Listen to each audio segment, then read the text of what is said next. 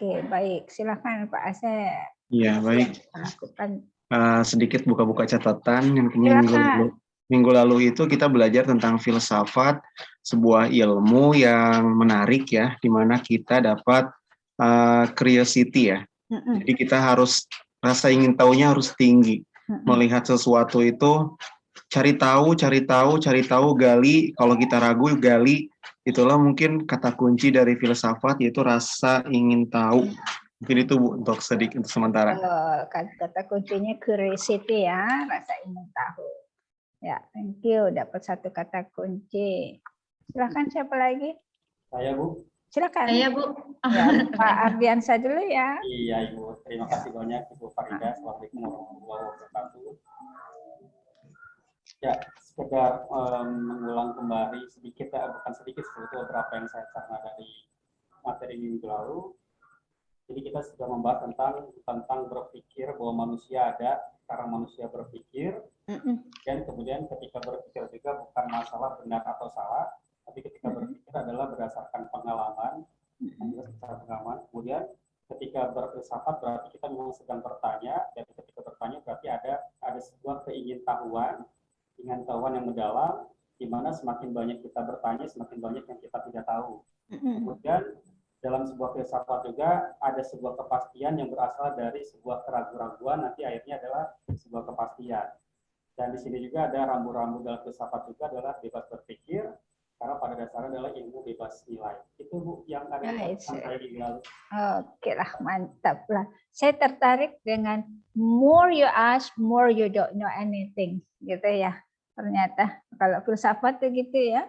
More you ask, tadi kaitannya dengan Pak siapa yang pertama, Pak Asep ya? Bilang katanya harus curiosity gitu kan, terkoneksi tuh. Jadi more you ask, more you don't know anything gitu. Itu filsafat karena batasannya dalam ya Pak Andreas juga seperti itu. More you ask, more you don't know. Kita ada karena kita berpikir. Berarti kalau kita nggak berpikir, kita bukan siapa-siapa gitu ya. Nah loh, berarti kita bahaya nih kalau udah ngomong filsafat. Mikir atuh gitu kan, biasanya gitu ya, ada orang gitu aja nggak mau pikir, menebak-nebak aja. Berarti kita bukan siapa-siapa tuh. Berhati-hati sekarang kalau cuma asal-asal aja gitu ya. Oke, thank you Pak Andrian. Nah, siapa lagi? Saya Bu. Ya silakan. Ya, Bu. Ibu Yusi. Iya, makasih Ibu.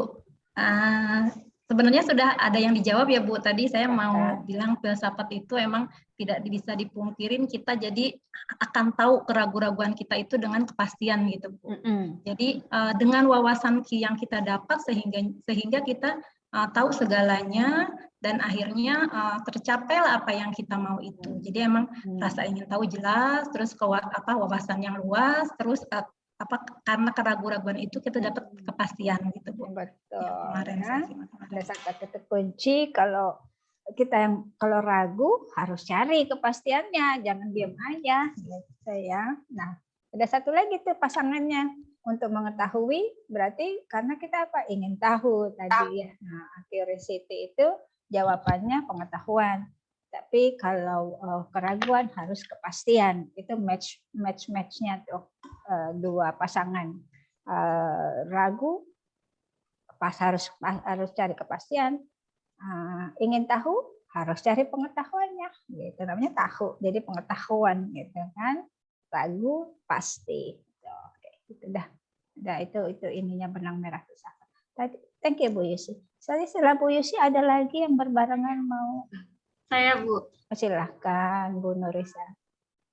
Filsafat ini mengajarkan kita untuk berpikir kritis ya Bu. Tadi kan kita harus bertanya apa sampai mendalam gitu. Berarti kita ini diharuskan dengan filsafat ini diharuskan untuk berpikir kritis, dan filsafat ini adalah seni bertanya gitu ya Bu ya.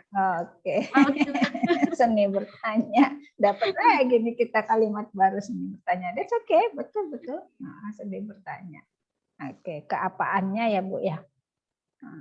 Keapaannya apa ya Bu ya? Kalau kita bilang keapaannya berarti ada tuh yang 3 tuh, yang 3 musketeers tuh. Ontologi, Saya bilang gampang sebutnya pre-musketeers itu biar gampang. Ontologi, epistemologi, dan Sosiologi. Iya. Gitu ya. Kalau keapaannya itu apanya tuh ontologi. Ontologi. Kalau kebagaimanaannya itu epistemologi. Nanti kita bicarakan. Makanya kita nge-recall dulu supaya nanti ini 1 jam ke depan udah nyambung maksudnya. Nggak lupa, oh yang apa sih maksudnya ini maksudnya apa, karena kita harus bikin bridging antara pertemuan 1 dan pertemuan kedua. Oke, nanti ada lagi aksiologinya, kemengapaannya, kebermanfaatannya. Baik, ada lagi yang mau merecall? Silakan. Saya. Siapa duluan? Tadi kayaknya ada suara ladies first dulu tadi. Oh, saya. Iya, Bu. Ya, terima kasih Bu atas kesempatannya. Minggu lalu itu ada pertanyaan dan sedikit tambahan kalau nggak salah tentang perbedaan ilmu dan pengetahuan. Kalau yang ini saya tambahkan sedikit dan sambil mengingat yang minggu lalu ya Bu. Jadi ternyata ilmu itu adalah sesuatu yang memang kita dapat karena ada prosesnya, sehingga ilmu bukan hanya menjawab tentang apa atau what, tetapi why dan how. Sedangkan kalau pengetahuan hasil tahu dari manusia yang mana pengetahuan itu hanya menjawab apa. Contohnya misalnya apa itu air, apa itu manusia. Nah, sedangkan ilmu lebih ke bagaimana manusia itu bisa hidup, seperti bagaimana bisa bernapas. Jadi itu Bu sedikit yang saya ingat. Diimprovisasi ya sama Ibu Fisya ya. Oke, good. Udah main nih improvisasinya nih. Jadi nggak catatan belakang. Baik, silakan siapa lagi? Saya Bu. Nih anak bungsu nih ya. Kayaknya paling muda nih di kelas anak bungsu nih. Pak Stravial. Oke. Iya, Ibu. Ya, terima kasih, Ibu. Apa yang dipelajari filsafat dalam dalam aksio saya gitu. Saya melihat bahwa hubungannya sama administrasi pendidikan ini adalah tata kelola. Bagaimana dasar tata kelola itu nanti menjadi pengetahuan kita yang bisa diterapkan nanti kita ke depan gitu. Artinya hanya tidak hanya ilmu aja, tetapi juga dampaknya terhadap yang kita pelajari, terus dampaknya juga untuk orang itu. Betul. Jadi ontologi, epistemologi, aksiologi ya. Thank you Pak Stravial. Ada lagi atau langsung saja kita lanjutkan? Tapi nggak apa-apa, silahkan. Ada yang mau tampil? Kan kita di videoin masuk YouTube. Jadi semangat nih ya. Berpendapatnya. Itu salah satu teknis saya supaya people is excited to perform, because we're going to be on the medsos. Everybody, public would see us how we learn in the classroom in very a creative and active classroom. Hanya ada di kelas filsafat nih ya, yang di YouTube-in ya. Di kelas lain sudah ada belum langsung masuk YouTube? Belum ya? Belum, Bu. Belum ya? Belum. Di kelas filsafat masuk YouTube. Oke, baik.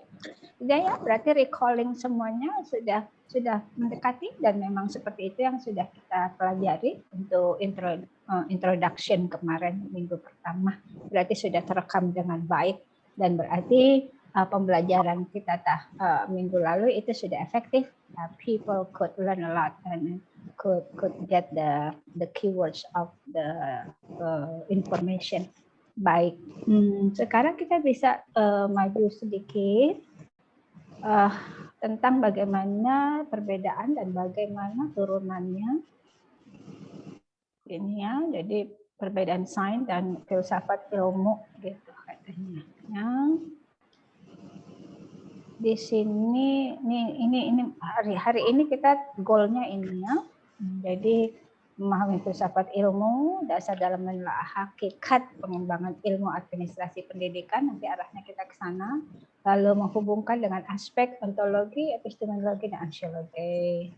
dan ilmu administrasi. Nanti ujung-ujungnya kita ke sana. Kenapa kok kita ada di administrasi pendidikan? Yang minggu lalu sudah ada yang bertanya tuh, cepet banget nanyanya gitu. Padahal ini nanti diteranginnya udah agak-agak nantinya gitu ya. Tapi kemarin udah ada pertanyaan satu. Siapa yang bertanya tentang itu? Apa sih? Apa di kelas ini? Apa di kelas satunya ya? Karena saya habis ini juga ketemu dengan kelas filsafat, kelas kerjasama gitu. Ini kelas reguler ya. Gitu. Ya, ini tujuan kuliah kita ini. Nah, ini saya mau ngangkat teorinya Henderson tentang perbandingan filsafat dengan ilmu sains. Kita lihat kalau filsafat itu posisinya adalah induk pengetahuan ya. Jadi awal-awal tuh sebelum ada pengetahuan yang macam-macam tuh sampai itu adalah ilmu murninya adalah itu filsafat ya. Kalau yang ilmu sekarang yang banyak tuh ya ilmu terapan. Nanti Ibu Bapak bisa membedakan mana ilmu murni, mana yang ilmu terapan gitu. Nah, itu posisinya filsafat duluan. Yang zaman-zaman dulu tuh yang filsuf-filsuf zaman Yunani itu kan ngeduluin tuh ya. Sebelum pengetahuan berkembang. Lalu isinya dalam artian apa sih yang dibicarakan di filsafat itu lebih ke sinopsis. Kalau desain adalah analitis. Tadi sains itu anaknya filsafat ya, turunannya ilmu pengetahuan. Ilmu itu adalah turunannya filsafat. Nah, lalu kalau isinya sinopsis. Sinopsis dalam artian apa? Apa sih kata sinopsis itu sebenarnya? Biasanya kan kita sering tuh ngomong, ayo anak-anak buat sinopsisnya gitu. Guru-guru tenang aja, nerangin sebentar langsung bilang, ayo buat sinopsisnya. Lalu gurunya balik ke ruang guru ngopian, makan gorengan gitu ya. Muridnya disuruh bikin sinopsis. Ayo siapa yang punya pengalaman begitu? Sewaktu jadi guru. Nerangin sebentar, zaman dulu offline ya, tatap muka gitu. Nerangin sebentar gitu, langsung udah ayo bikin sinopsis. Kayak gitu deh. Nah, sinopsis apa sih maksudnya? Sinopsis itu berarti ringkasan ya, rangkuman kan ya. Dalam artian rangkuman dari pendapat dari si filsuf-filsuf tersebut gitu. Jadi otomatis pada saat itu kalau filsuf sudah mengeluarkan statement, ya itu pasti diikuti gitu ya. Seorang filsuf itu sangat dihormati. Nanti ada pada periodik tertentu ada beberapa filsuf yang dibunuh ya, dalam artian karena sudah mulai bersinggungan dengan ketuhanan gitu ya, konsep ketuhanan gitu pada abad tertentu. Nanti kita bisa pelajari lagi. Namun pada awal-awalnya pendapat-pendapat para filsuf itu sangat jadi trendsetter gitu, diikuti. Jadi makanya bentuknya sinopsis, nggak usah dibantah gitu. Oh oke gitu ya, rangkuman, dan itu adalah hasil pemikiran dari filsuf. Kalau sains di analitis, gitu. Analitis itu apa maksudnya? Nah, analitis analytical, itu kan sering kita sebut analytical point of view. Jadi sudut pandang yang harus ditelaah, gitu ya. Kalau analitis harus melalui proses logis, gitu, ditelaah. Enggak hanya oh ya sudah kata dia seperti itu ya kita terima aja, tapi ada sebuah bantahan. Makanya kan kalau nggak salah saya sudah angkat kemarin, ada teori yang perlu dibantah karena kan ilmu pengetahuan berkembang. Kalau teorinya sekarang udah nggak pas ya dibantah aja, berarti udah nggak fit dengan perkembangan. Kita harus realignment. Kemarin saya angkat kata kunci istilahnya realignment, meluruskan atau mensejajarkan kembali sesuai dengan kondisi paradigma yang ada gitu ya. Itu. Jadi kalau sains bersifat analitis. Gitu. Lalu fokusnya di mana? Fokus ilmunya, pengetahuannya di mana? Berarti tidak hanya fakta kalau filsafat, tetapi tentang bagaimana seharusnya terkait nilai. Itu dia. Makanya ujung-ujungnya adalah aksiologi gitu. Filsafat selalu harus ujung-ujungnya luarannya tuh aksiologi. Awalnya ontologi, diproses dengan epistemologi, lalu disimpulkan dengan aksiologi, kebermanfaatannya, nilainya. Nah, kalau sains, fakta, abstraksi sebagaimana adanya real. Jadi fenomenanya itu ya itu fenomenanya, tidak berala-ala lagi, real, factual gitu. Nah, itu yang fokusnya dilihatnya dari situ, bukan hanya berupa untayan statement yang dibahas, tetapi realnya. Ya, kenapa ini bunga ini mekar di pagi hari itu, kalau sore kenapa kuncup gitu. Itu kan lebih real ya. Abstraksi sebagaimana adanya. Itu yang ditentukan. Nanti kalau kita bicara filsafat, bunga pagi hari, nanti dalam lagi tuh ya pendalamannya. Oke, di prosesnya di filsafat itu menurut Henderson adalah asking. Tadi kan ask, curiosity. I'm curious about. I would like to know. I eager to know gitu. Kata-katanya gitu. I'm eager to know. Lalu I curious about something. I would like to know. Gitu. Selalu seperti itu. Dan menguji asumsi. Asumsi itu apa ya? Asumsi itu adalah kan dugaannya. Dugaan, terus juga akhirnya kadang kalau dalam penelitian itu kita sebut landasan berpikir. Asumsi kita apa? Asumsi itu bukan kadang bisa tebak-tebak, tapi ya itu karena landasan kita berpikir. Contoh gini ya, kayaknya mendung nih, paling 1 jam lagi hujan gitu. Itu asumsi bukan sekedar tebak, tapi berdasarkan landasan berpikirnya ada. Oh, biasanya kalau langit udah mendung itu awan sudah dipenuhi dengan komponen-komponen negatif gitu ya. Apa tuh secara keipaannya. Oh, nanti akhirnya pecah menjadi hujan kan begitu ya. Jadi itu asumsi yang berlandaskan pikiran kita. Ya. Nah, kalau diproses mempertanyakan dan menguji asumsi. Gitu. Oh, ada sebuah asumsi. Saya berasumsi begitu, lalu diuji. Namun kalau di pengetahuan berbeda, malah karena ada asumsi itulah akhirnya diteliti, dikembangkan gitu. Kayaknya nih apa tadi ya? Contohnya saya punya asumsi bahwa akan hujan deras gitu. Karena mendung, karena gelap gulita gitu. Akhirnya saya akan kembangkan, cari teorinya, pengetahuannya seperti apa, teori-teorinya, apakah kebenarannya itu benar asumsi saya itu, landasan berpikir saya. Oke, lalu alatnya adalah menggunakan verifikasi, kalau Henderson bilang untuk filsafat. Verifikasi akal berdasarkan pada pengalaman manusia. Jadi tadi experience-nya ya, empirik kalau kita bilang. Jadi berdasarkan si filsufnya itu pengalaman, hanya pengalaman aja, dilewati pengalaman. Oh, saya mengalami ini, akhirnya diambillah nilainya. Namun kalau saya nggak bisa pengalaman aja, jadi harus dikontrol sebagai metode melalui pengalaman panca indera. Gitu. Ya kalau memang itu terkait dengan polusi, ya berarti kita pakai panca indera apa gitu. Kalau terkait dengan kita bicara tentang ketinggian atau kedalaman, ya kita pakai panca indera apa gitu. Gitu maksudnya.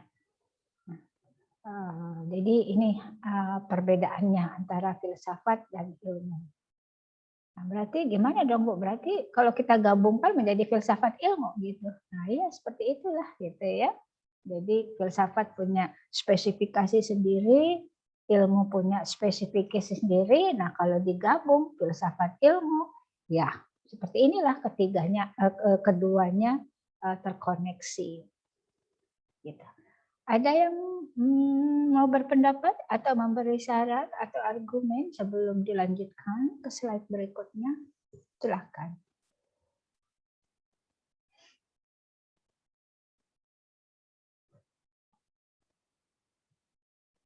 Silakan ada.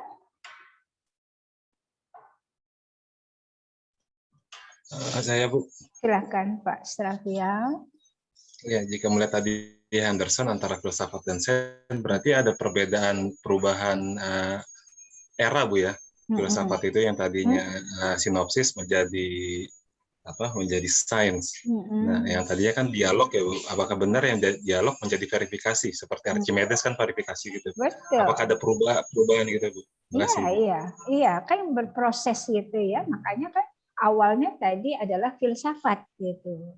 Nah, ilmu dari turun ilmu murni gitu. Nanti ada perkembangan lagi, akhirnya ilmu terapan. Nah, kan banyak gitu ya ilmu terapan kita sekarang begitu. Jadi ya emang melalui perkembangan, ya melalui itu tadi curiosity tadi itu ya, akhirnya ditemukan ternyata ini bukan hanya nggak bisa diasumsikan saja gitu. Bukan hanya kita berkisar pada menguji asumsi, tapi mulai dari asumsi lah kita mengembangkan sesuatu gitu. Ternyata asumsi tidak hanya cukup diuji. So what is the next gitu. Kita punya asumsi, what is the next gitu. Masa cuma asumsi aja. Nah, gitu kan kalau filsafat kan. Tapi sains nggak mau begitu, dia lagi dikembangkan. Nah, itulah akhirnya berkembang gitu. Karena we can't stop only about knowing that our assumption is really correct or good or appropriate, tapi bagaimana dari asumsi ini dikembangkan lagi menjadi sebuah pengetahuan baru gitu. Ya benar, berproses. Memang ada eranya. Ya. Pengetahuan kan juga gitu. Sebelumnya ada nggak pengetahuan tentang, contohnya nih pengetahuan tentang public speaking gitu.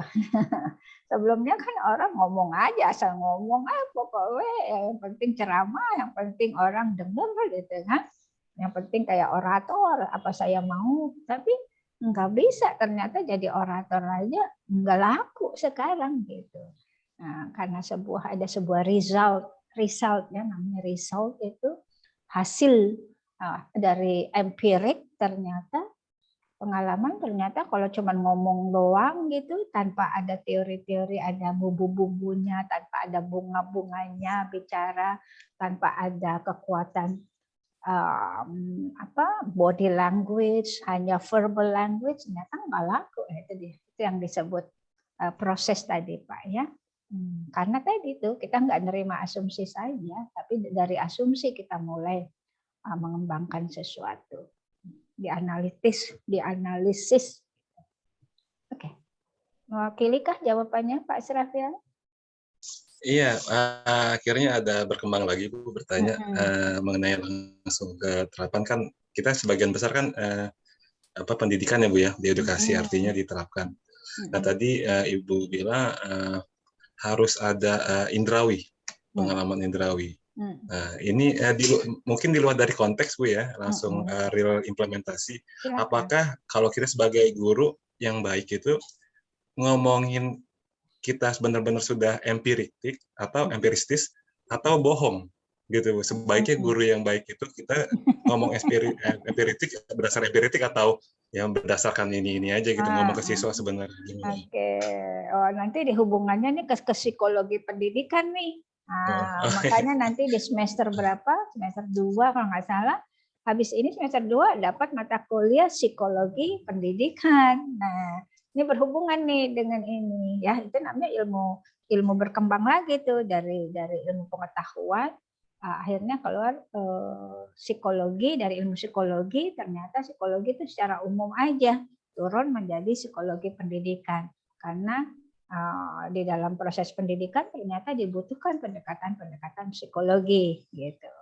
Nah, nggak apa-apa dijawab sekarang, dalam artian kita tadi arahnya kan ke sains ya, ke ilmu ya. Berarti ilmu tadi ada kata analitik. Nah, kalau analitik itu berhubungan dengan logika. Udah pasti analyzing skill itu pasti logical thinkingnya harus tinggi. Bagaimana kita bisa menganalisis gitu ya, menelaah kalau kita tidak menggunakan logika kita. Nah, kebohongan itu adalah nggak masuk pada analytical approach, dalam artian masuk kepada asumsi tadi ya, dalam artian kebohongan kan nggak bisa dibuktikan atau tidak ada buktinya gitu. Nah, sedangkan sign itu harus punya bukti, punya proof real. Coba tadi ya. Oke. Yang di sini fakta. Nah, fokus nih fakta.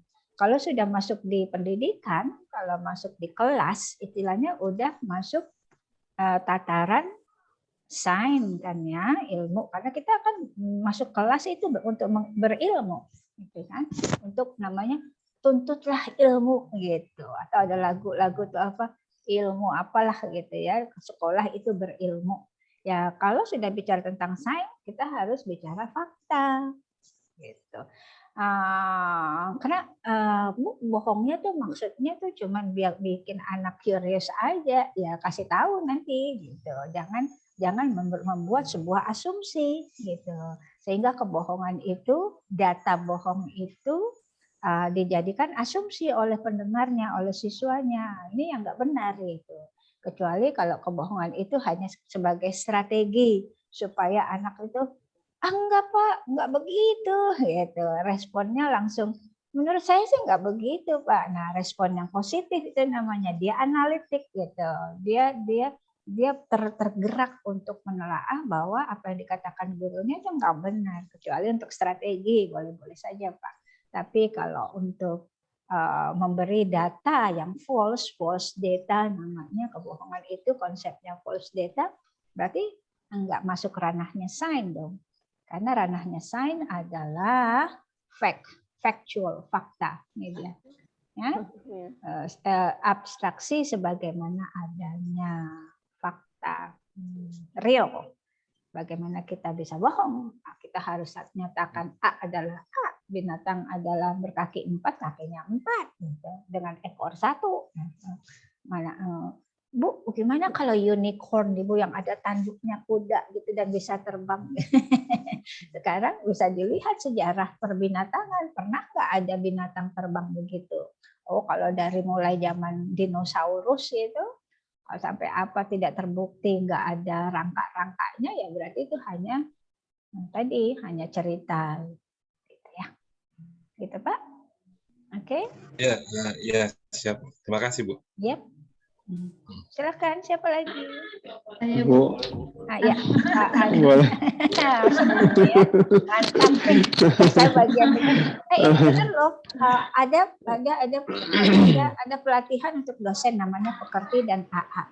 Emang dosen nggak boleh banyak ngomong, dikasih tahu di situ ya. Jadi teorinya dosen tuh hanya recall, nanya, ngasih dikit baru wah mahasiswa yang berpendapat, ngasih dikit karena saya sedang lakukan itu. Oke, silakan Pak. Boleh Adrian. Bu. Sebentar ya Pak Asep. Adrian tadi. Baik. Oke, terima kasih Bu. Tadi nyambung sebetulnya dari pertanyaan dari Pak Caca tadi, karena saya di dunia pendidikan itu ya kurang terdengar Pak Adriansyah. Masih kurang terdengar Ibu? Kurang terdengar ya. Oh, sebentar. Dan kebetulan saya sudah umur 55 tahun, jadi nggak pendengaran saya berkurang. 56, aku udah 56. Sudah terdengar? Iya, little bit. Halo, Assalamualaikum Mas Bu. Mantap. Ya, udah. Sudah, oke. Yang tadi, karena kita kan semua dari dunia pendidikan Bu ya, saya sebagai guru atau pengajar. Nah, ada hal yang menarik ketika saya mengajar di SMA. Kalau kita kan minggu lalu kita sudah bahas bahwa anak-anak dari kecil sebetulnya semua sudah berfilsafat Bu ya. Banyak tanya, bawel apapun ditanyakan. Nah, kira-kira apa Bu yang menjadi penyebab ketika mereka dari kecil siapapun banyak bertanya, tapi kok kenapa selama semakin remaja, dewasa sampai di SMA kok jadi mereka jadi malas bertanya gitu. Jadi malas bertanya, tadi kan ngomongin masalah berfilsafat, kemudian ke sains. Kira-kira yang menyebabkan hal itu apa? Mungkin itu saja. Terima kasih. Oke, baik. Sebelum saya menjawab, ada yang bertanya, ini ada guru-guru yang punya ilmu pedagogis dalam. Ada yang mau membantu menjawab? Yang udah guru-guru udah senior nih pasti nih guru-guru senior auranya sih udah aura guru. Oke. Baik, kalau tidak ada, let me try to answer. Berarti itu adalah pola atau sistem pendidikan, gitu Pak ya, di mana dulu long time before, kalau sekarang mudah-mudahan enggak ya, masih teacher center, gitu ya. Dulu tuh masih teacher center, apalagi zaman Belanda, kali yang ngomong cuman gurunya aja, anak gerak dikit dilempar kapur, gitu kan, atau anak baru mau nanya, diam sebentar saya terangkan dulu, gitu. Jadi itu pola, awalnya dari pola gitu ya, pola atau teknik mengajar. Nah akhirnya jadi budaya deh gitu. Kan ada dibiasakan ya, biasa, terbiasa, bisa, dan budaya begitu ya. Ininya rank of attitude-nya itu. Nah, seperti itu. Jadi, nah itu karena dibiasakan diam, dibiasakan ingat nggak? Tangan di atas, tangan di samping, duduk yang rapi, tangan dilipat. Belajar disuruh lipat tangan malah zaman dulu gitu ya. How can they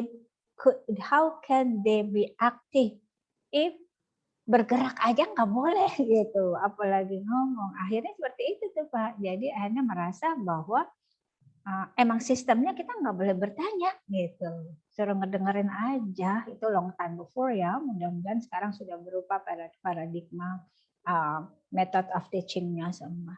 Nah begitu juga di rumah gitu. Nah jadi akhirnya si anak melihat bahwa di rumah sama di sekolah sama aja, saya nggak boleh banyak bicara gitu. Itu yang pertama ya. Nah yang kedua adalah memang kurang diberi stimulasi dulu. Contoh nih gini Pak, saya tadi masuk kelas nggak ngomong apa-apa gitu, nggak ngasih informasi apa-apa gitu, atau informasi saya tidak terlalu menukik, tidak jelas. Bagaimana anak bisa membuat pertanyaan kalau yang saya sampaikan aja tidak jelas gitu ya. Jadi dari mana asal itu, asumsi itu nggak jelas gitu. Kalau tadi pengetahuan asumsi adalah landasan awal untuk berpikir terus dan terus dan terus. Gitu. Nah berarti saya memberi asumsinya kurang bagus. Gitu. Nah berarti asumsi itu penting. Memberi asumsi dulu, memberi dugaan atau landasan berpikir. Sehingga si anak bisa mulai dengan what is, gitu, apanya ke apanya. Gitukah Pak Andriansa? Bisa mewakili pertanyaan jawabannya? Ya, kita udah goodbye ya dengan kedua konsep itu ya. Jadi no more let them speak just like I let you speak. Jadi bukan berarti saya nggak mau ngajar. I love to teach, tapi I would like you to speak up because by speaking up, you try to connect what is your synopsis, what is your analytical perception, what is your assumption, gitu. Jadi satu. Oke, begitu. Ya, thank you. Tadi Pak Asep ya, silakan Pak Asep. Terima kasih Ibu kesempatannya. Berkaitan dengan Merdeka Belajar yang saat ini sedang banyak sekali digemingkan oleh pemerintah gitu ya. Yang memang awalnya saya berpikir lagi, apakah ini itu adalah sebuah asumsi dari praktik-praktik pengalaman yang dilakukan oleh Kampus Guru Cikal salah satunya, sehingga muncullah suatu istilah Merdeka Belajar. Walaupun memang dari ini teori atau pendapat dari Ki Hajar Dewantara sebelumnya pun pernah mengemukakan tentang Merdeka Belajar, sehingga hanya diadopsi oleh Kampus Guru Cikal menjadi sebuah entah itu asumsi atau artinya sih mereka menyatakan bahwa ini praktik baik saya, ini pengalaman kami yang mengelola siswa gitu, sehingga disebut sebagai Merdeka Belajar. Dan sekarang pemerintah Kemendikbud menggelorakan juga tentang kemerdekaan belajar. Kemarin Ibu mendapat kesempatan untuk mereview sebuah apps yang diberikan oleh Kemendikbud tentang guru Merdeka Belajar. Wow, keren. Dan ya, terus saya coba karena di sana itu saya sudah belajar sebelumnya dari mata kuliah sebelumnya di sini gitu ya, di filsafat ini. Kok kebanyakan sinopsis ya gitu. Apakah ini hanya praktik-praktik baik atau asumsi-asumsi saja Merdeka Belajar itu? Sehingga saya memberikan masukan, Mbak, boleh nggak kalau misalnya kita iringi dengan teori-teori gitu untuk mendukung Merdeka Belajarnya itu gitu. Saya memberikan masukan itu, dan jadi pertanyaan pada hari ini adalah kalau teori itu berada di mana ya Bu ya? Filsafat atau di ilmu gitu. Mungkin saya masih belum paham untuk koneksi ketiga hal itu. Terima kasih Ibu. Baik. Kalau disebut akhirnya nanti filsafat tadi kan sendiri ya, tadi yang mulai dari sinopsis, merangkum saja gitu ya, mendengar apa kata filsufnya, karena dia bersifat sebentar. Nah ini ya, bersifat sinopsis ya, tidak hanya fakta tapi bagaimana seharusnya terkait nilai. Jadi bagaimana seharusnya itu. Jadi si filsuf bilang seperti ini. Nah, namun itu pun kita sudah mendapatkan sesuatu dari asumsinya para filsuf itu, gitu ya. Bukan berarti sekedar cuman apa kata saya itu tidak benar, itu pun pasti udah bantah-bantahan sebelumnya. Jadi filsuf-filsuf yang ada tuh sebenarnya asumsinya emang sudah matang banget gitu. Tetapi ini kita bicara konsep kan ya, konsep filsafat itu seperti itu. Jadi bukan berarti statement-statement dari filsuf tuh Aristoteles atau macam-macam lah itu salah, enggak, benar semua. Tapi dia melihatnya melalui tataran sinopsis ya, bukan melalui analitis itu. Nah, kalau tadi tentang Merdeka Belajar, landasannya sebenarnya seperti ini. Bagaimana mereka akhirnya liar, dalam artian liar dalam tadi itu curiosity. Jadi andai kata Merdeka Belajar mengandung filsafat, iya benar, karena filsafat kan tadi waktu kita nge-recall more you ask, more you don't know, gitu kan? Or you have to be curious, cari tahu sampai lagi dalam-dalamnya, gitu. Jadi andai kata dibilang Merdeka Belajar filsafat, iya benar, kandungannya itu karena dilandasi dengan curiosity, namanya merdeka. Berarti we have a space to ask, we have a space to move, we have a space to choose. We have to space to identify ourselves, gitu kan ya, dengan konsep merdekanya itu kan ya. Merdeka kan arti kan udah freedom gitu kan, free for. But ada batasannya, Merdeka Belajar seperti apa di dalam pembelajaran gitu ya. Jadi pertanyaannya itu ilmu atau tidak, atau perlu pakai teori? Ya iya, karena kita sudah di bidang pendidikan. Nah kalau sudah pendidikan kan ilmu. Ya berarti udah harus pakai teori gitu maksudnya. Kalau semua yang terkait dengan ilmu, tadi itu sains itu kan ya, berarti asumsi, dan yang keempat ini alatnya adalah melalui pengalaman indera, akhirnya beberapa teori itu ditemukan oleh orang-orang penemu teori itu dengan melalui ini tadi alatnya, menggunakan eksperimen yang dikontrol sebagai metode melalui pengalaman indera. Gitu. Kayak teori Henderson inilah, atau teori kecerdasan majemuk dari Howard Gardner, atau teori motivasi dari teori motivasi itu dari yang tentang bagaimana kita puas terhadap pencapaian begitu. Itu melalui panca indera dan itu melalui teori. Jadi kalau kita bicara pendidikan adalah ilmu kan ya, bidang ilmu. Sesuatu yang koneksi dengan bidang ilmu pastinya punya teorinya gitu, dan berteori karena hasil dari teori gitu. Ditemukan oleh sebuah teori yang dieksperimenkan. Jadi mereka belajar full of theoretical approach, full of philosophical approach. Kalau filsafat itu lebih jadinya disebutnya philosophical. Kalau teori itu theoretical approach gitu. Jadi mereka belajar both of it.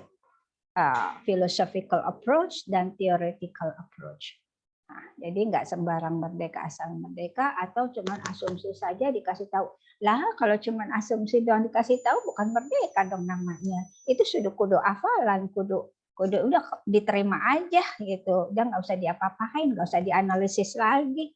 Terima jadi aja gitu. Balik dong ke hafalan zaman tempo dulu, ya kan? Anak cuman hafal aja, suruh menghafal rumus, nggak tahu gunanya rumus itu untuk apa gitu. Wah, hafal rumus Pitagoras, wah rumus ini, Archimedes, rumus ini macam-macam. But they don't know what those theoretical for, gitu. Coba kalau Merdeka Belajar dalam artian dia langsung masuk pakai STEM, STAM ya, STEM.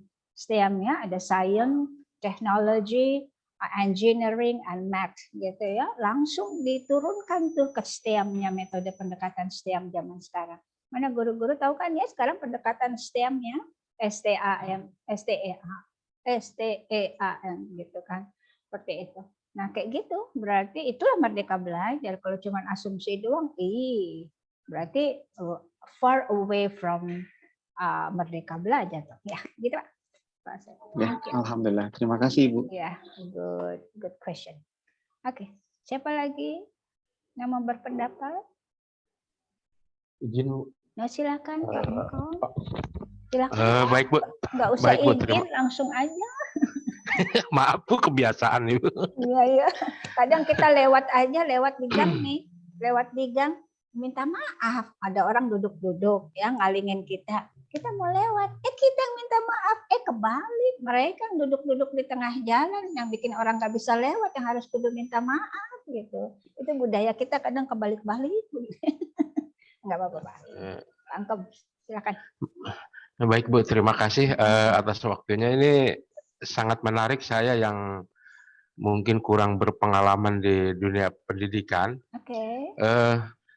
Tapi dulu pernah mendengar ada namanya CBSA Bu ya. Cara belajar siswa aktif. Terus Ibu tadi juga menyinggung. CLBK ya Pak? Ya Bu. Bukan CLBK. Ayo siapa yang pernah CLBK?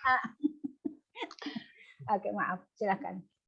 Baik Bu, saya lanjutkan. Tadi ada CBSA, juga tadi Ibu menyampaikan mengenai budi pekerti dan applied approach. Terus juga tadi membahas Merdeka Belajar. Saya ini belum paham, cuma kalau tadi disampaikan bahwa intinya lebih mengedepankan siswa yang aktif dalam proses pembelajaran. Gitu. Nah, terkait dengan Merdeka Belajar sering mendengar, tapi saya belum paham maksudnya merdeka itu sejauh mana. Gitu. Merdeka Belajar, apakah bebas belajar tadi merdeka, atau siswa atau peserta didik bebas memberikan pendapat ketika belajar. Barangkali itu saya mohon penjelasan Bu. Terima kasih Bu. Iya, thank you. Namanya pendidikan. Pendidikan kan ada kata unsur didik ya. Didik. Pendidikan mengajar ada pengajaran ada unsur ajar, mengajar. Dari artinya aja didik dan ajar udah pasti sesuatu yang positif dong ya. Berarti rambu-rambunya dari kata didik dan ajar saja sudah pasti koridornya koridor mindset positif gitu ya. Jangan sampai akhirnya kemerdekaan itu malah luarannya jadi negatif kan gitu. Itu yang harus dipahami satu. Kedua adalah ya lebih kepada bagaimana siswa itu tidak pasif gitu. Itu namanya aktif. Berarti kan lawannya jadi aktif. Nah, aktif dalam hal apa ya? Tadi tuh keluarkan logika berpikirnya, logical thinkingnya, asumsi-asumsinya, dan akhirnya dia bisa mengsinopsiskan sendiri gitu ya. Setelah melalui, jadi jangan buru-buru keluar sinopsis sebelum ada analisis gitu. Gampang aja kalau langsung sinopsis. Udah Bu, oh ternyata bumi itu bulat ya. Dari mana kamu tahu? Dari globe gitu. Cuman gitu doang gitu ya. Atau dari gambar gitu. Tetapi ada analitiknya. Oh ternyata dilihat dari lautan, kalau perahu jalan lama-lama perahu hilang. Oh berarti enggak ya. Kayak gitulah ada analitiknya gitu Pak ya. Jadi itu yang disebut kemerdekaan dalam berpendapat.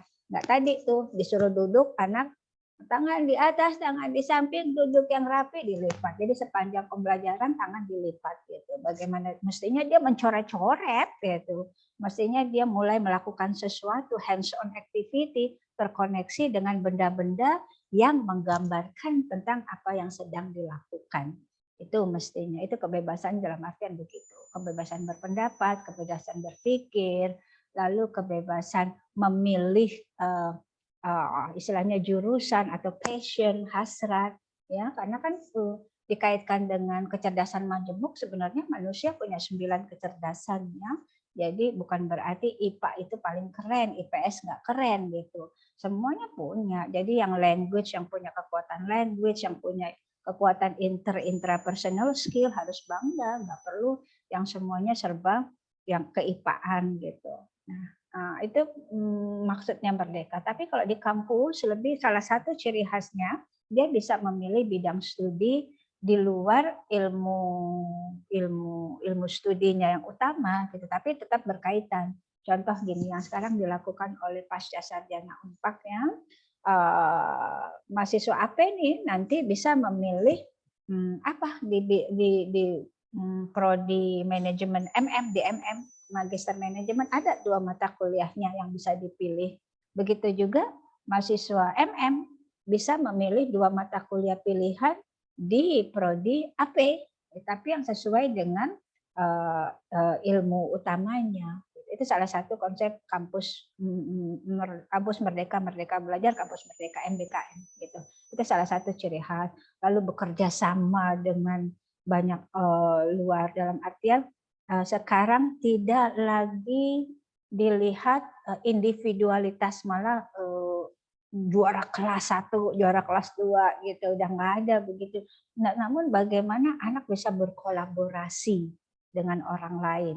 Dia harus berkolaborasi, bebas namanya, bukan hanya dia nilai individu, tetapi bagaimana nih kolaborativismenya ini tinggi. Terus contohnya seperti itu, Pak. Jadi merdeka belajar seperti itu.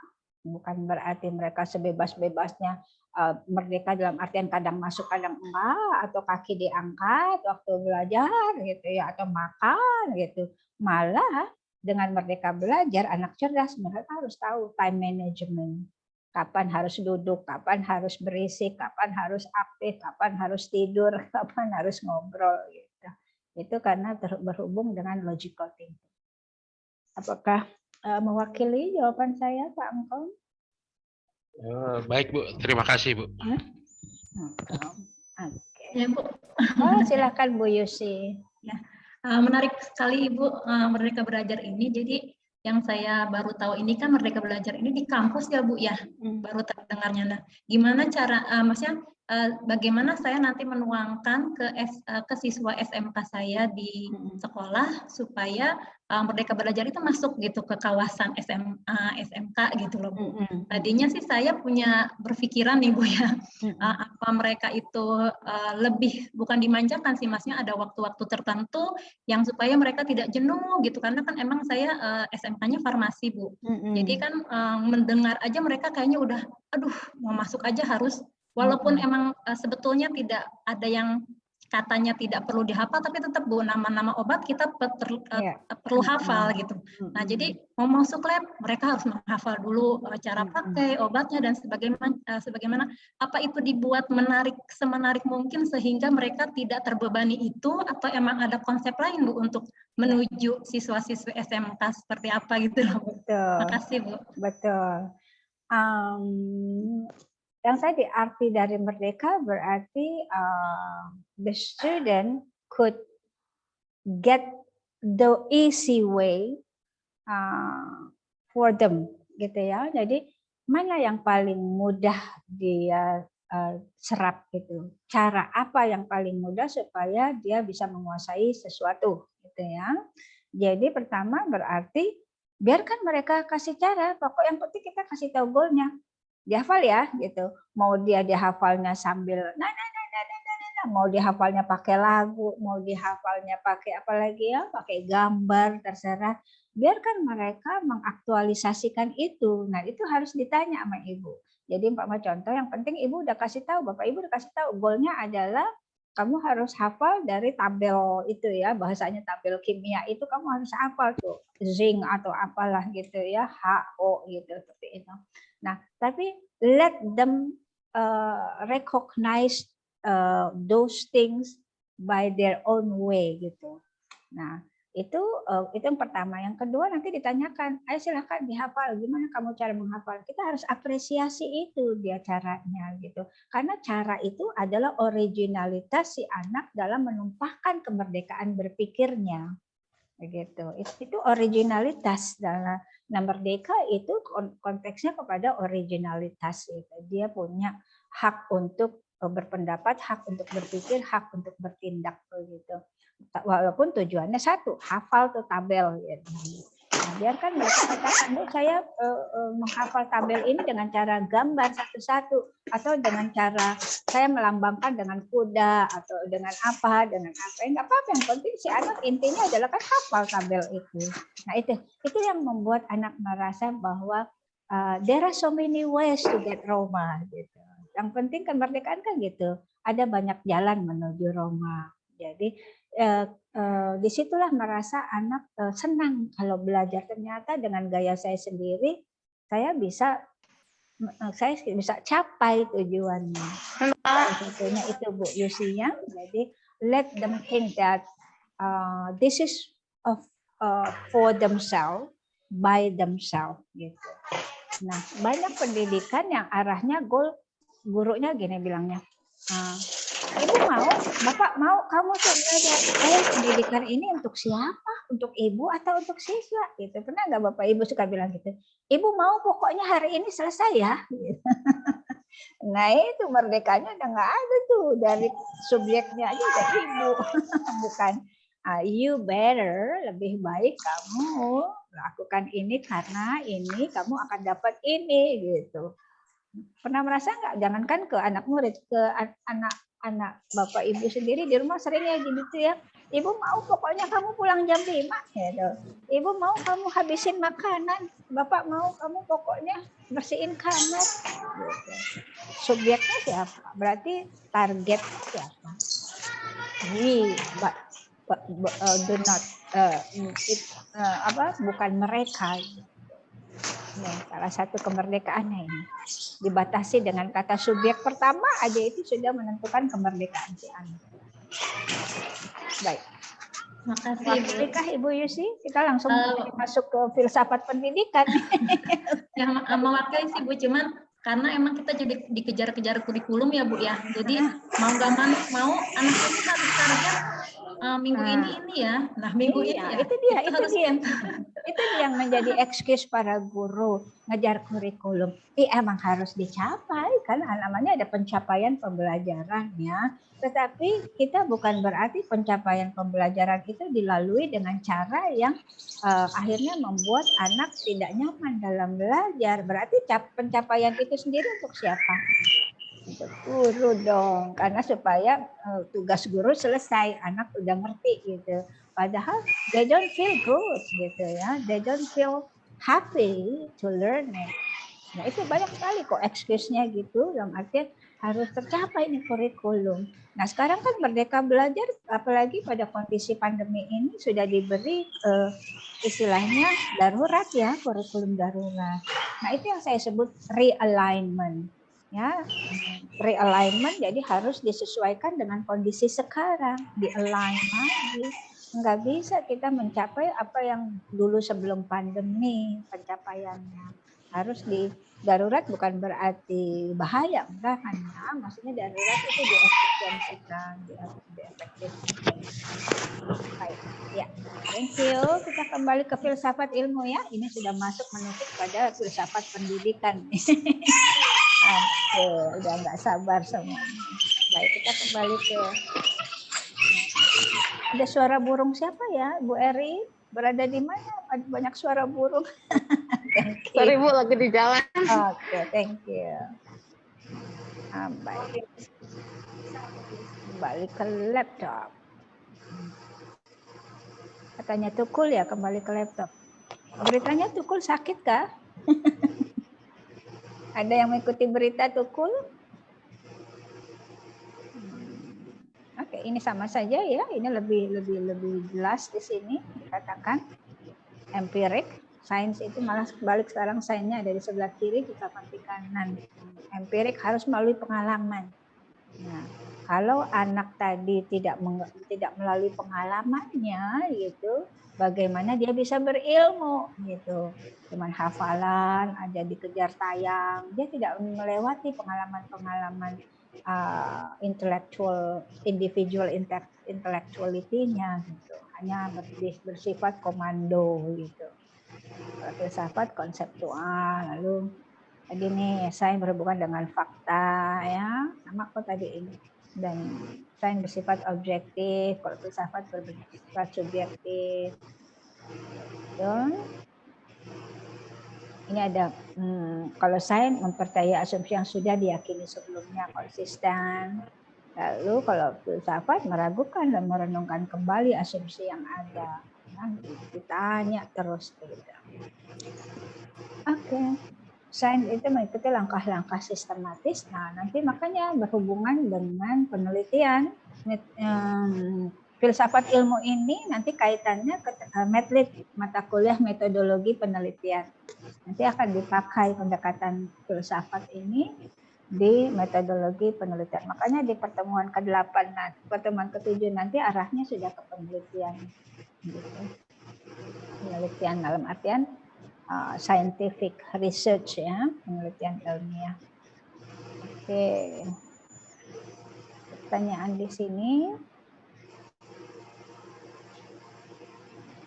Ada yang mau berpendapat atau dikaitkan dengan pengalaman?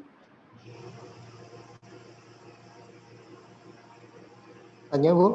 Ya silakan. Tadi kan kita banyak membahas mengenai asumsi. Apa sih Bu sebenarnya perbedaan? Tadi kan terkait nanti penelitian di metodologi juga. Asumsi dengan hipotesa Bu yang utama. Terus tadi juga menarik membahaskan agak kembali ke tadi menarik dengan Merdeka Belajar tadi. Kalau kami mungkin kesamaan saya dengan Pak Angkom dan Mbak Dina, artinya di tempat kerja kami adalah di Pusdikat ya Bu. Kita mengenal andragogi. Ya. Sebenarnya ini Merdeka Belajar dengan andragogi ini memang seperti sama atau seperti apa? Terima kasih. Oke. Baik, pertama tadi tentang hipotesis ya. Nah, dugaan sementara itu kalau bedanya asumsi dengan dugaan sementara. Kan kalau asumsi kan dugaan ya, landasan berpikir ya awalnya. Nah, landasan berpikir kita seperti itu. Tapi kalau kita sudah tetapkan itu bahwa kita akan meneliti, berarti dugaan itu adalah sementara yang disebut dengan hipotesis gitu Pak ya. Jadi di sini hipotesis adalah anggapan dasar ya, atau anggapan dasar. Jawaban sementara terhadap apa yang kita asumsikan gitu. Kita punya asumsi nih. Ya, oh ternyata begini. Dan kita bisa reka-reka ya dengan teori atau dengan pengalaman atau apa. Oh ternyata ini terkait loh dengan ini gitu. Terkait dengan ini, terkait dengan teori ini yang semestinya begini. Nah, itu yang disebut hipotesis. Nah, dugaan sementara kita, jadi jawaban sementara terhadap masalah yang masih bersifat praduga kita. Kita sudah sedikit menyimpulkan ala-ala kita, tapi belum dibuktikan melalui eksperimental tadi kan ya, percobaan tadi. Nah, kita punya asumsi dalam artian faktual di lapangan begini nih. Nah, lalu akhirnya kita harus tuangkan kenapa terjadi begini gitu, di dalam penelitian. Kok kenapa ya anak-anak ngantuk ya kalau habis olahraga. Jadi paling berat itu mapel pembelajaran pas habis olahraga gitu umpama contoh. Bapak langsung tuh mengasumsi gitu. Oh kayaknya kalau anak-anak habis belajar olahraga, setelah itu pelajaran matematik, wah udah deh anak nggak masuk tuh sama pelajaran matematik. Oh berarti harus pelajaran matematik dulu paginya, baru siangnya pelajaran olahraga. Itu namanya hipotesis Bapak gitu. Nah hipotesis Bapak itu nanti harus dibuktikan, diverifikasi tadi kan ya, dibuktikan dengan teori-teori dulu. Bapak cari teori, benar nggak sih ada sebuah teori yang mengatakan kalau anak habis olahraga itu pasti ngantuk gitu. Karena kan tadi indikator Bapak kan ngantuk gitu ya. Dan tidak fokus dan ngantuk. Jadi Bapak cari teorinya. Jadi setelah keluar asumsi dan Bapak berhipotesis bahwa ternyata memang benar habis ngantuk, habis olahraga jangan pelajaran matematik dulu baru olahraga. Itu hipotesis Bapak. Cari teorinya, gitu kan? Disandingkan dengan teori tadi, disandingkan dengan empirik juga. Empiriknya ternyata realnya di lapangan benar, ada catatan. Bapak akhirnya meneliti tuh, setiap habis olahraga Bapak diem aja di kelas, catat tuh, di foto tuh anak-anak yang ngantuk berapa orang. Hari kedua begitu, minggu kedua begitu juga. Berapa orang yang ngantuk kecenderungannya? Itu kan namanya empiriknya ya. Teorinya apa? Oh ternyata di teori olahraga, di teori kesehatan benar oksigen berkurang atau apalah yang menyebabkan fokus berkurang karena kekurangan oksigen. Gitu Pak. Itu asumsi mengacu kepada hipotesis dan harus dibuktikan melalui teoretik, analytical, asumsi, hipotesis, analytical, baru plus teoretik campur empirik ya, empirical, theoretical, baru nanti eksperimental, ya di eksperimen, baru diverifikasi. Nah kalau udah verifikasi, reliabilitasnya baru divalidasi, valid nggak gitu. Gitu keluar reliabilitasnya seperti apa gitu. Itu penelitian, makanya filsafat ini nanti berhubungan dengan penelitian. Nah pertanyaan Bapak ini sudah menukik nanti ke arah-arah karakteristik penelitian ilmiah gitu.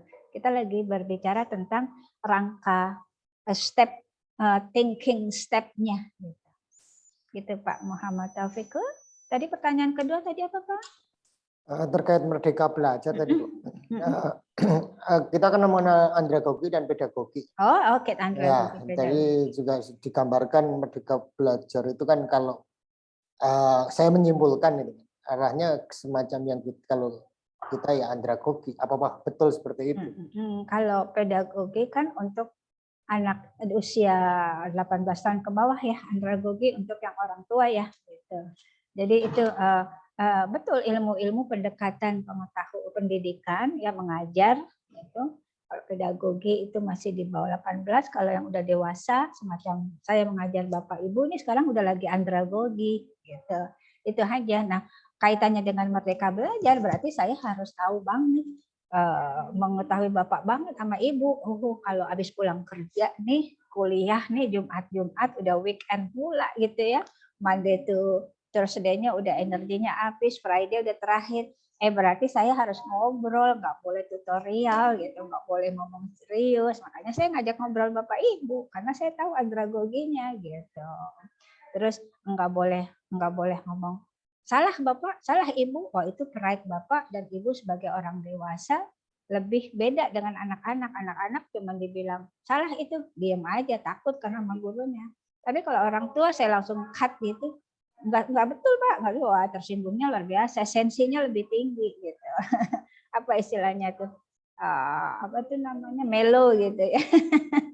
Melonya lebih tinggi kalau orang tua. Saya enggak boleh marahin Bapak Ibu. Itu teori andragogi namanya. Kemerdekaan belajar, merdeka belajar udah saya harus hormati. Karena saya lagi menghadapi andragogi, mengajar orang tua. Bukan orang tua udah tua ya Pak ya, maksudnya orang dewasa. Maaf, orang dewasa. Oke, ada lagi? Mau berpendapat? Berpendapat, atuh jangan bertanya. S2 gitu loh. S2 mau udah analitikal. Berpendapat, jangan bertanya. Atuh. Silakan berpendapat. Nah, belum ini Ibu. Siapa? Oh, Ibu Siti. Silakan Ibu Siti. Ya mungkin Ibu apa tadi? Jangan mungkin Ibu. Ibu sudah mau bertanya. Udah jangan hilangkan kata. Iya. Baik mungkin. Oke. Kan tadi yang merdeka belajar ya Ibu. Ya, kalau di SMA kan itu kalau di kuliah tadi kan ada yang manajemen pendidikan, nanti dia mengambil jurusan yang ada di AP ya. Begitu pula di SMA Ibu, di SMA juga ada yang namanya itu materi lintas minat. Jadi anak yang jurusannya IPA boleh dia mengambil salah satu mata pelajaran di IPS. Nah, itu mungkin salah satu yang dari mungkinnya harus dihilangkan ya, lupa. Ya, itu salah satu dari bentuk merdeka belajar. Terus juga kalau di SMA itu ada yang sinkronus asinkronus ya Ibu ya, cara pembelajaran yang sinkronus asinkronus. Nah, jadi kita tidak selamanya menggunakan tatap layar seperti ini setiap kali kita belajar itu menggunakan Zoom ya. Tapi juga nanti ada tugas-tugas yang harus dikerjakan oleh anak tanpa harus bertatap layar seperti ini, tapi komunikasinya melalui WA group, ada juga di GC ya, Google Classroom. Kalau di kita kan di sini LMS ya. Nah, itu yang bisa saya tambahkan mengenai merdeka belajar. Mantap leh, gitu. Benar sekali ya Bu ya. Memang begitu arahnya. Jadi itulah sebenarnya merdeka belajar di sekolah menengah ya. Kalau di perguruan tinggi udah jelas itu bentuknya. Kalau sekolah menengah ya mungkin itu cikal bakalnya dulu yang tadi itu CBSA itu ya, bukan CLBK ya, CBSA itu cara belajar siswa aktif sebenarnya gitu. Cuman lebih dikerenkan dengan bahasa merdeka belajar gitu. Karena kalau konsep aktif itu belum tentu merdeka, tapi kalau udah merdeka itu kayaknya orang udah I love to do that gitu. Karena konsep merdekanya itu bunyinya berbeda kalau merdeka gitu ya. Itu bagus Bu Siti, terima kasih atas tambahannya, itu jelas sekali gitu ya. Nah, nanti juga kita di LMS nanti kadang kita nggak nge-zoom nih. Kadang Bapak Ibu nanti diminta diskusi.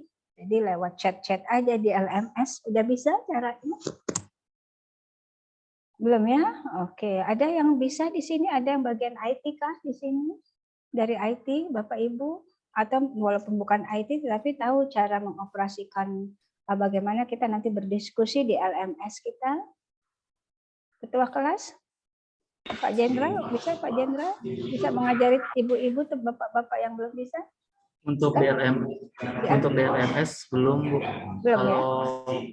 Itu kita berdiskusi pakai aplikasi website namanya Padlet. Oleh siapa? Oleh saya dengan teman-teman. Oke, nanti di LMS ada, coba dipelajari ya.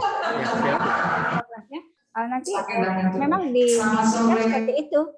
Kadang diskusi di Zoom, kadang nanti penugasan membuat sebuah produk gitu ya, mahasiswa langsung dikirim di LMS, di-upload, lalu nanti ada forum diskusi ya. Itu jadi kita nggak pakai Zoom gini nanti diskusinya ya, diketik aja nanti. Saya dosen cuma mengamati, kalau nanti berpendapat. Bapak Ibu nih nanti yang mengembangkan kelas di diskusi. Nanti di pertemuan keberapa nanti kita akan lakukan itu.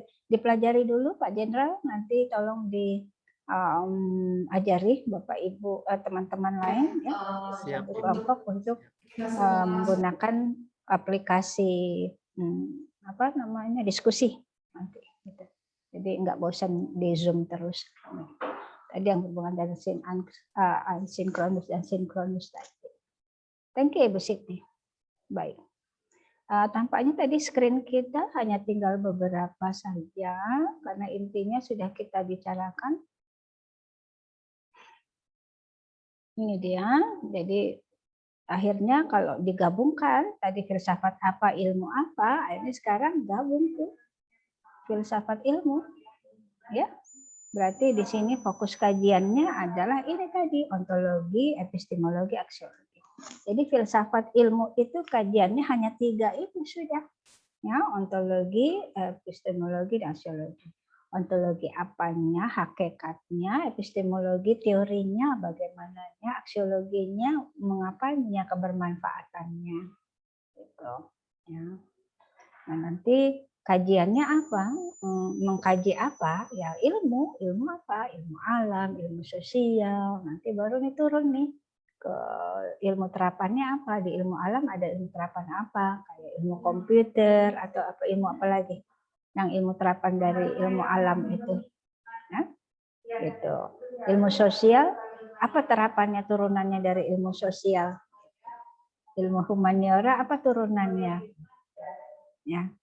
Jadi untuk ujungnya nanti adalah hakikat ilmu bagi kehidupan manusia.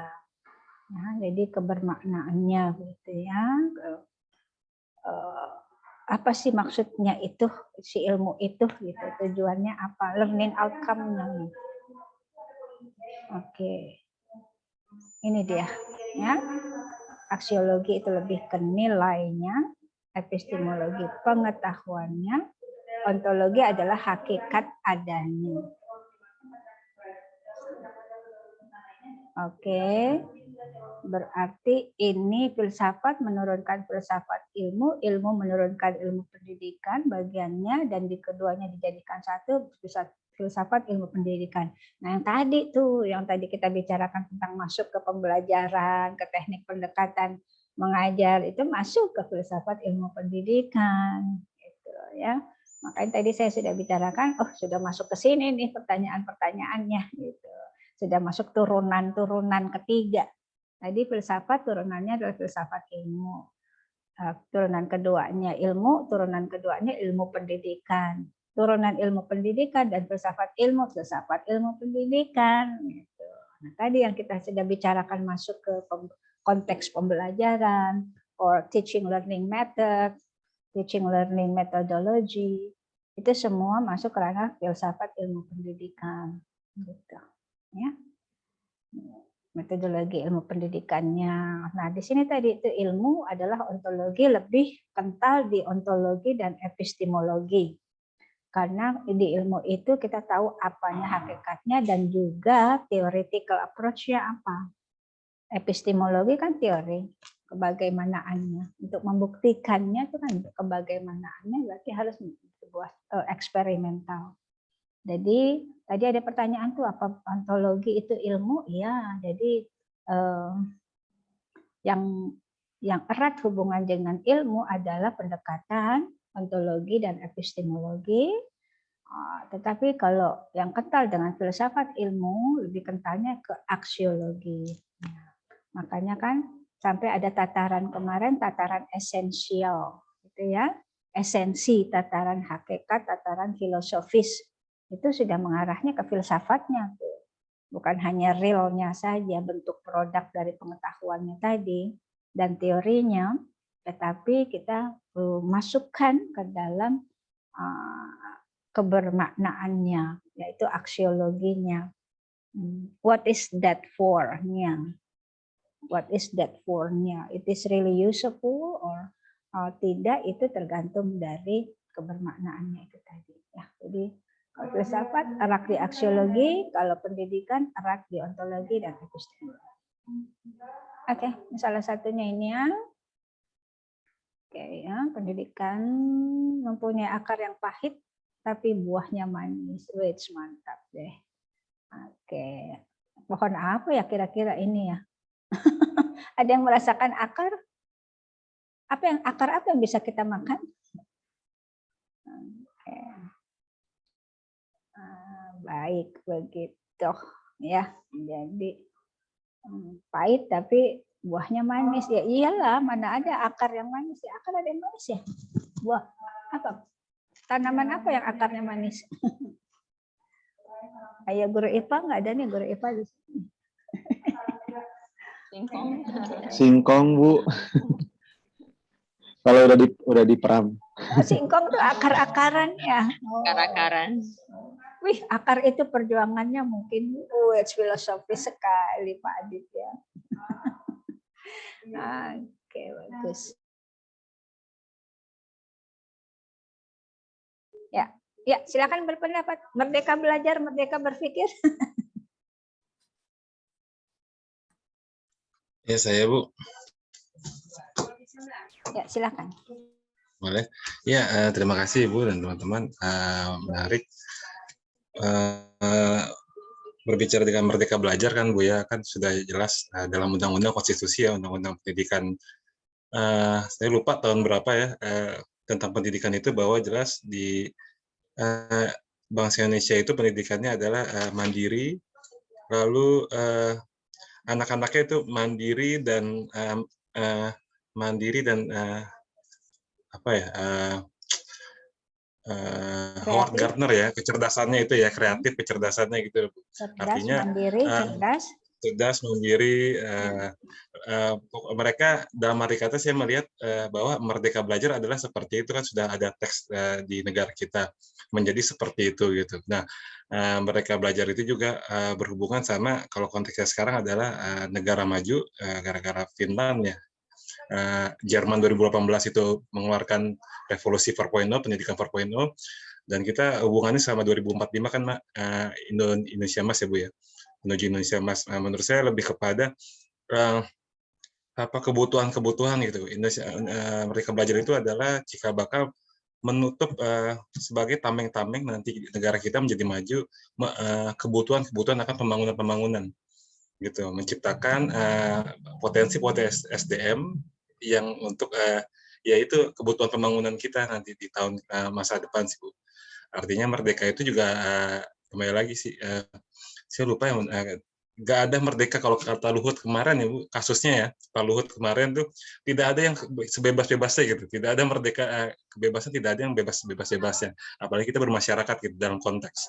Di dalam arti kata kemerdekaan itu ada juga dalam konteks lebih kepada ada negaranya tersebut, juga ada kecerdasannya dia, apa yang dia lakukan untuk negara, gitu sih Bu. Menurut saya dalam konteks Merdeka Belajar ini. Terima kasih Bu.